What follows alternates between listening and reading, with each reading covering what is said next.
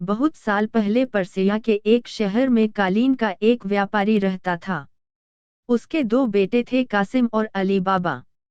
उसका व्यापार अच्छा चल रहा था, लेकिन कुछ समय बाद उसकी मौत हो गई, जिसके बाद बड़े बेटे कासिम, जो कि लालची व्यक्ति था, उसने सारे व्यापार पर कब्जा कर लिया और अली बाबा को घर से निकाल दिया। जिसके बाद अली बाबा और उसकी बीवी दूसरी जगह जाकर रहने लगे और गरीबी में जीवन बिताने लगे। अली बाबा जंगल में लकड़ियां काट कर बेचता था और अपनी बीवी और बच्चों का पालन पोषण करता था।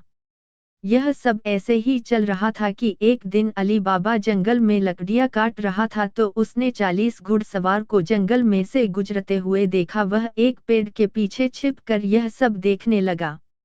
उसने देखा उन सभी घुड़सवार के साथ एक पोटली थी और उनके पास खंजर भी था, जिससे अली बाबा समझ गया कि यह सब चोर है। वह उन सभी को देख ही रहा था कि वह सब 40 चोर एक छोटी पहाड़ी के सामने जाकर रुक गए।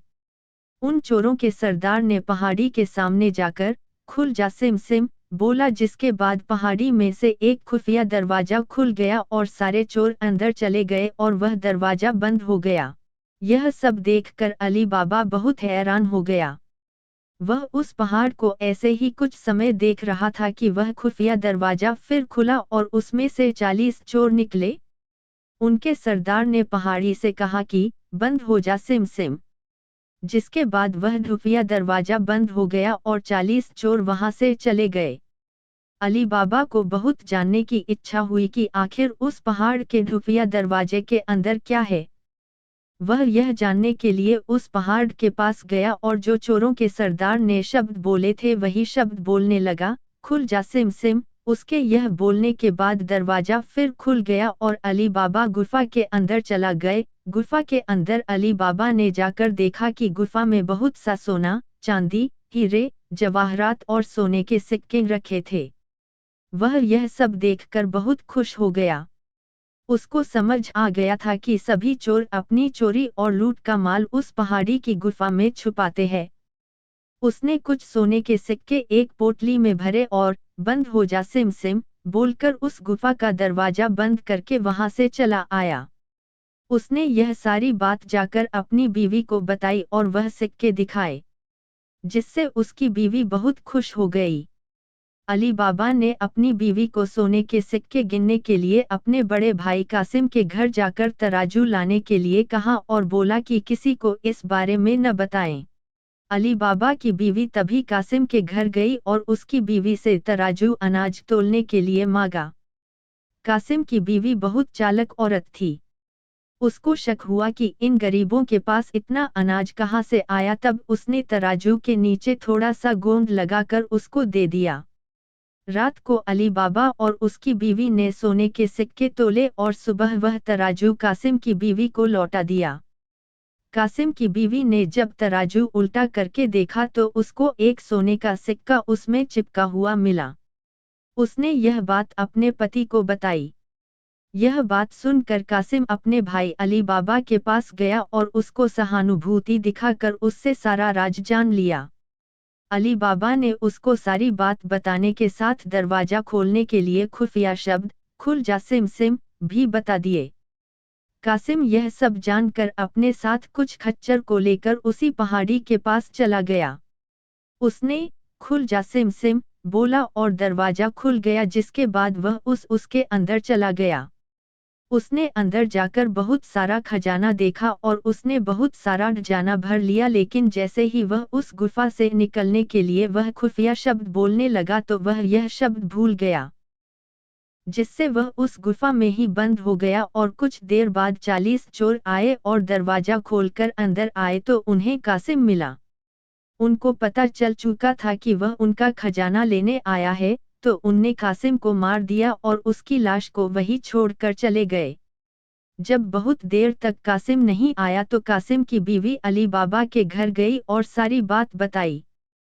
तब अली बाबा उसको ढूंढने के लिए गुफा के अंदर गया तो उसको कासिम की लाश मिली, जिससे वह बहुत दुखी हुआ और उसकी लाश को अपने साथ खच्चर पर लाद कर ले आया।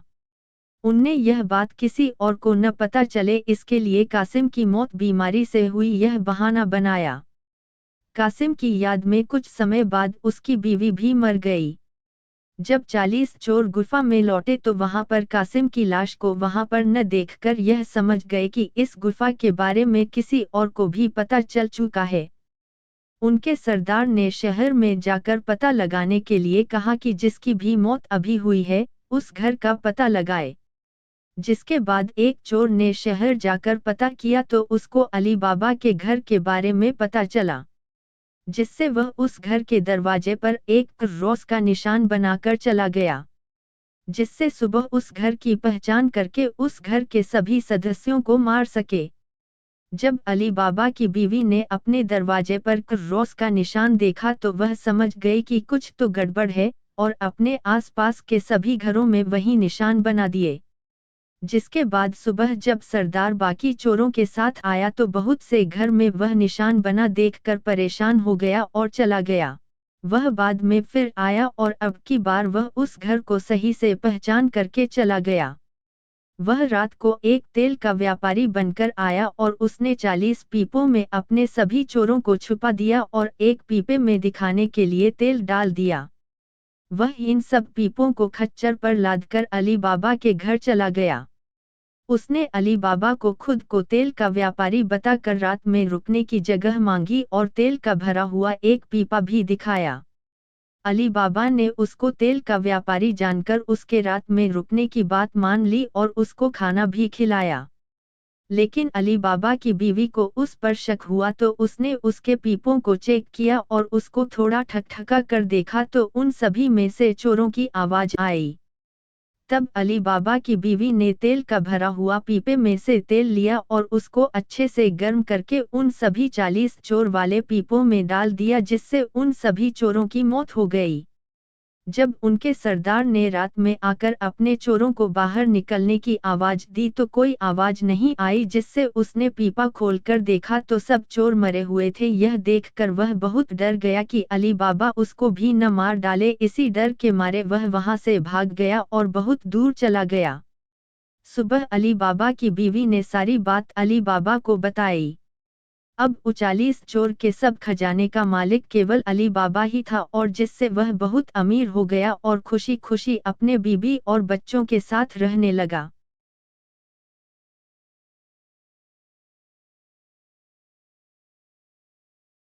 मोरल ऑफ द स्टोरी, कहानी से सीख। इस कहानी से हमें यह सीख मिलती है कि हमें कभी भी लालच नहीं करना चाहिए। जिस तरह कासिम एक लालची व्यक्ति था जिसने अपने भाई से व्यापार छीन लिया और खजाने के बारे में पता चलने पर अकेला ही सारा खजाना लेने चला गया।